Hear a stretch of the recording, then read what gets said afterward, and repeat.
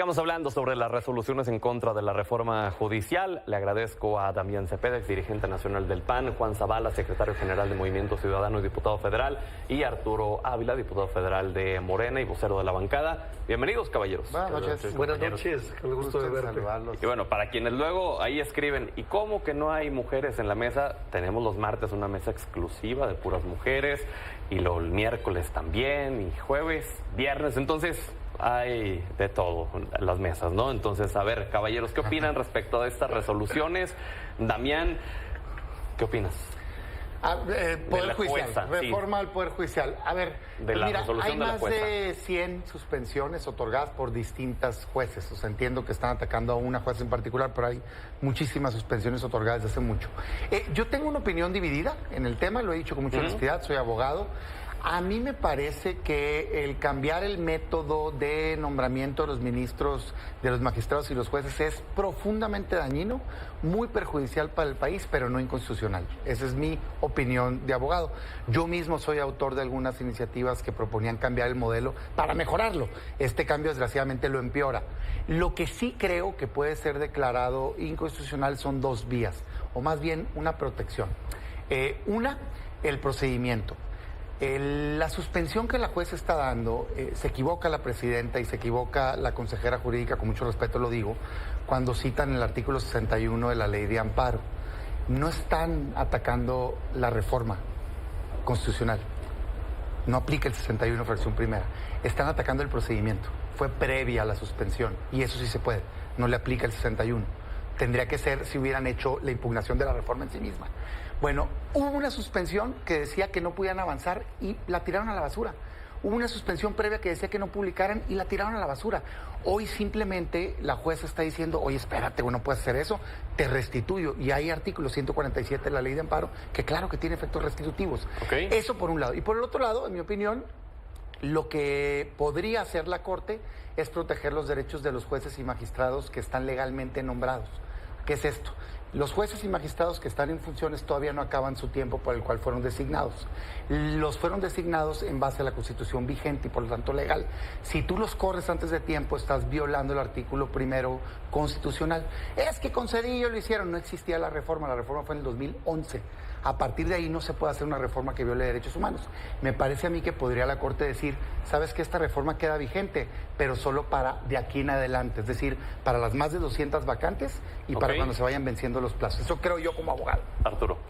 Pues a mí me sorprende mucho que Damián como abogado tenga estas observaciones específicas de la ley de amparo. Y voy a tratar de ejemplificarlo con algo muy sencillo. Mira, hoy te traje un auto de formal prisión contra delitos de salud y espionaje en contra de Ricardo Anaya, ¿no? Por haber firmado contratos con la empresa de Genaro García Luna cuando era presidente de la Nación Nacional. Déjame terminar. Pero es falso lo que estás diciendo. Tantito, es que no digas mentiras. Déjame terminar. Ah, yo pensé que era en serio, hombre. Es un ejemplo. Hombre. A ver. Es una hojita, no me la quites, mira. Una hojita sin firma. A ver, escúchame, Arturo, Damián, estoy ejemplificando lo que hizo la juez. Justamente es como si a ti te llegara un diputado federal a notificarte un acto jurídico. Ese es el problema que estamos viendo. ¿Ve? Se espantó, se puso blanco. Eso es lo que yo iba a sugerir que hiciéramos. Si a mí me llega lo que le llegó a la presidenta, haría exactamente lo que hizo él. Me acaba de dar exactamente la razón. Y le quiero dar algunos ejemplos para que el abogado Damián Cepeda, que seguramente cuando estudió la carrera se enfocó más en ley de amparo que en constitucional, pues aprenda un poco, pues, ¿no? Mira, le voy a recordar el artículo 39 constitucional, que le da, por supuesto, al pueblo la facultad de autogobernarse como quiera, ¿no? Pero sobre todo el artículo 135 constitucional, que le da facultades, las únicas facultades que tiene un poder para poder reformar, para poder abrogar la Constitución, es la que le otorga el constituyente. ¿Cuál es el constituyente? La mayoría calificada de la Cámara de Diputados, de la Cámara de Senadores y la mitad más una de los estados de la República o de las legislaturas de los estados de la República. Contra ese poder soberano no hay nada. No existen hipótesis metaconstitucionales. Le acabo de dar el ejemplo y acabó haciendo lo que predecí que iba a hacer, romperlo. Esto es lo que deberíamos hacer nosotros con el famoso pues yo te amparo, escuché con el acusándose, famoso de verdad. amparo de la señora Nancy Juárez. Juan. Pues mira, esa misma sugerencia creo que le podría hacer el diputado Ávila al senador, al coordinador de la bancada de Morena, Adán Augusto, y a la consejera jurídica cuando en su momento pedían revisar la constitucionalidad de una reforma constitucional. A mí lo que me parece es que estamos debatiendo sobre la base no de argumentos. Lo único que tiene el Poder Judicial, que es lo que lo distingue del Poder Legislativo y del Poder Ejecutivo, pues es la razón, son sus argumentos. Hamilton lo dijo hace muchos años, pues el Poder Legislativo tiene la facultad de decir a dónde van los recursos con el dinero a través del presupuesto. El Poder Ejecutivo pues tiene la fuerza, digamos, la fuerza bruta del Estado que sirve para imponer decisiones.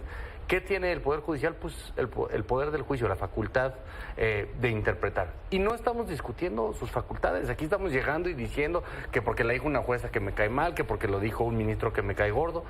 Yo creo, y yo incluso he reconocido, en Movimiento Ciudadano propusimos una reforma, por supuesto que de parte de muchos jueces ha habido excesos en las suspensiones. Creo que ese sí es un tema que se ha utilizado, incluso en las estrategias de litigio, y que se utiliza de manera excesiva. Pero creo que lo que tenemos que estar revisando son los argumentos y no decir no lo cumplo porque no quiero. El propio sistema judicial establece mecanismos para que se revise afortunadamente la decisión de un juez. Se puede pedir al Consejo de la Judicatura Federal, oye, revisa si este juez actuó conforme a la jurisprudencia que niega que se revise una reforma constitucional, pero no decir no la cumplo porque no quiero, porque de ahí a que mañana yo diga me parece injusto este contrato, no lo cumplo porque no quiero, pues el paso es muy pequeño. Damián. No, ese es el tema de fondo. O sea, más allá, como no pueden entrar, digamos, al fondo del asunto, pues sacan estas payasaditas, ¿no? El fondo del asunto. Pero se puso blanco. No, hombre, ¿de dónde? Puta, mijito, te quedas muy corto. Que le regresen ahí un poquito. Véanle, por favor, cuando le entregué el auto de vinculación, casi corre llorando. ¿De dónde, Arturo? Mira, yo soy una persona seria. Que tú te prestes a payasadas no me hace que no yo caiga. Payasada, es lo mismo, Okay. es un ejemplo. Está muy bien. Adelante. De hecho, es una acusación indebida que tú has hecho en los últimos días y es falso, y ahorita te acabas de dar cuenta que es falso y por eso te echaste para atrás. Pero está bueno. Veamos. Párale pues. Yo no puedo notificar una sentencia, pero veamos. Adelante, Damián. A ver, el tema de fondo es que no puede quien sea, la presidenta de la República, un gobernador, quien sea, decir no le voy a hacer caso a una resolución de un juez. Puede no gustarte y como decía ahorita mi compañero, pues le impugnas. Pero no puedes decidir no acatarla, pues porque entonces te llevas esto a una anarquía legal. De ver dan ganas, ya vimos el desplegado de los gobernadores. Mañana unos gobernadores no le van a hacer caso a otra resolución y pasado unos ciudadanos a otra. O sea, hay un Estado de Derecho que tenemos que cumplir en México. Yo por eso hoy lo que le hago es un llamado a la Corte a que ya le apure a resolver este asunto en definitiva. Me parece irresponsable lo que se está haciendo de no resolverlo y que ponga punto final, porque es un tema prioritario para el país decidir si hay razón o no en la materia de impugnación de la reforma del Poder Judicial. Y ahí te quiero hacer una pregunta breve a propósito de lo que decía Saúl Monreal hace unos minutos, que si llegan a pronunciarse en contra, definir en contra, se les pedirá juicio político contra las y los ministros. Pues imagínate lo autoritario que tienes que ser para estarle diciendo al Poder Judicial que si resuelve de una manera lo vas a castigar. Ese es el problema de la reforma, del Tribunal de Disciplina que les pone una espada que los quiere tener hincados a los jueces y magistrados del país. Igual, pues lo acaba de decir el senador, ¿verdad? O sea, es una amenaza hacia la Corte. Si actúas así, te voy a castigar. Eso es lo que es indebido en el país. Yo por eso creo que deben de hacer caso de las voces que incluso en el pasado asesores propios que tiene hoy la presidenta, como el exministro Saldívar, estando en funciones, argumentaba en contra de lo que acaba de argumentar aquí mi compañero de Morena, que es que claro que se puede declarar inconstitucional una reforma a la Constitución en tanto que violente los derechos humanos. Es tanto, y palabras de él, que se podría permitir, si se aprueba la pena de muerte, la tortura o los azotes, que eso pase en México. Claro que no. Tiene que tener un límite. Sería un absurdo que no tuviera un límite. Me parece que habría que hablar también de legitimidad democrática. Y es un tema que pierde de vista el senador Damián Cepeda. Y me parece importante recomendárselo porque yo no sé quién los asesora, pero me queda claro por qué están tan mal electoralmente. A ver, para que nosotros aprobáramos la reforma judicial, ganamos el 84% de los distritos locales que se ganan por mayoría. es decir, amplísima ventaja. De acuerdo a lo que establece la ley, ganamos otra proporción que nos dio la mayoría calificada. A eso, aquí y en cualquier otro lugar que tiene una república con un sistema de democracia representativa, se le llama representación. Fíjate, el senador propone que una juez tenga facultades metaconstitucionales, es decir, por encima de la Constitución, que estén por encima de la decisión de un poder constituyente que representa a 36 millones de mexicanas y mexicanos que votamos por la reforma judicial, más las legislaturas locales, estatales, que dijeron, vamos con la reforma. O sea, si por él fuera, que hubiera, por lo que veo, hasta un golpe de Estado técnico. Imagínate darle este poder. Y te voy a decir por qué lo hacen. Hay ejemplos en el mundo en donde la derecha deja de tener respaldo popular. ¿Por qué? Porque la gente se da cuenta que su modelo no funciona. ¿Y qué hacen? Se enquistan en los poderes judiciales. Es la única manera de empezar a avanzar. Y hay ejemplos en Brasil, hay ejemplos en Perú, hay ejemplos en varios países en donde la derecha busca el respaldo del Poder Judicial para poder contener la falta del respaldo popular que ahora ya no tienen. ¿De qué tienen tanto miedo? ¿Por qué toman una decisión que ni siquiera es popular? Es decir, que ni siquiera va con la mayoría de lo que queremos las y los mexicanos, porque ya saben perfectamente bien que se les van a acabar los privilegios. A eso le tienen miedo. Juan.